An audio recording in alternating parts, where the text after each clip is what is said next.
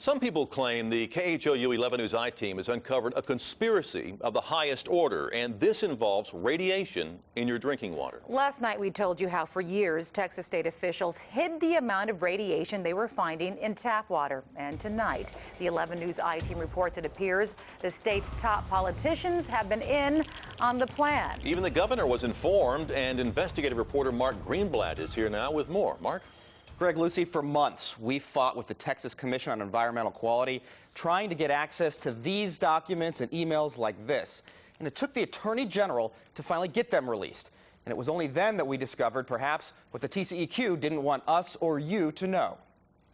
It's a conspiracy at the TCEQ of the highest order. Tom Smith of the consumer advocacy group Public Citizen is alarmed. The documents have indicted the management of this commission in a massive cover-up. Alarmed because of something we uncovered. To convince people that our water is safe to drink when it is in fact not. Recently, we reported how the state of Texas hid from the public just how much radiation was really in our drinking water, cutting and lowering the amounts detected in government lab tests.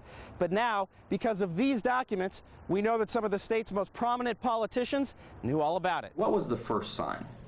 Sore throat. Brenda Haynes remembers when her doctor found it. He checked me. He's like, wait, there's a lump here. There's a little... And I'm like, what? A lump. And after numerous tests, it was clear at just 30 years old, Brenda Haynes had thyroid cancer. I mean, it's, what can you do?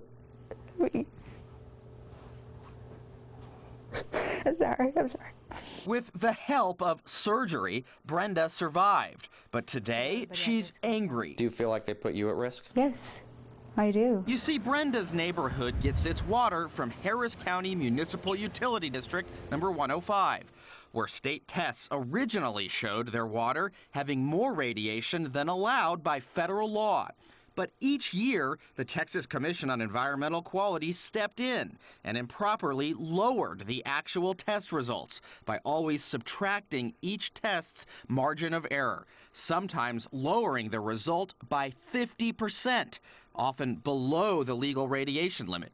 And so for years, Mud 105 never warned the community with a notice like this about their real problem. We were put at more risk than what we thought. And while they don't know if their tap water caused her cancer, Brenda's husband says when his wife was sick, drinking any radiation was the last thing she needed. If years ago you would have been told, would you have been making different choices for what you would be drinking? Well, absolutely. What's worse, the EPA had already told states not to lower water radiation results in this December 2000 federal rule.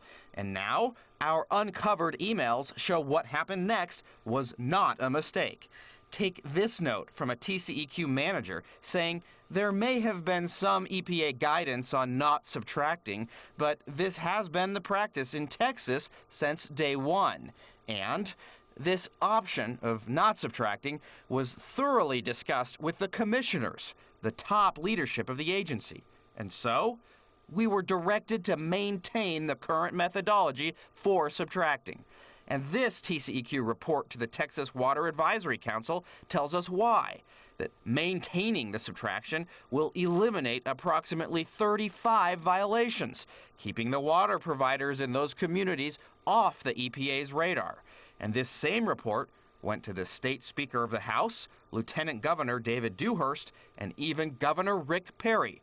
And yet the practice continued. I believe local first, state second, federal government third. Meet Kathleen Hartnett-White, the chair of the TCEQ Commission. At the time, commissioners decided to ignore the feds. As my memory serves me, that made incredibly good sense. Because while White is not a scientist, she says those she did consult with thought the EPA standards were too protective and costly. We did not believe the science of health effects justified EPA setting the standard where they did. But in fact, the EPA regulations have been supported by wide-ranging studies, like this work by the National Academy of Sciences, written by more than a dozen of the world's top radiation scientists. But White insists, I have far more trust in the vigor of the science by which TCEQ assesses than I do EPA. But instead of fixing water testing results, why didn't the agency take on the EPA's rule openly in court? There are legal challenges because of law, not because of science, that are almost impossible to win. And so, White says, trust her. Texas knows best. But what if you're wrong? Well, when you have, there's all kinds of ways. But what if you're wrong and EPA was right? Well, I don't see, what do you mean? What if you're wrong and EPA is right about there being a danger at that level? It would be regrettable.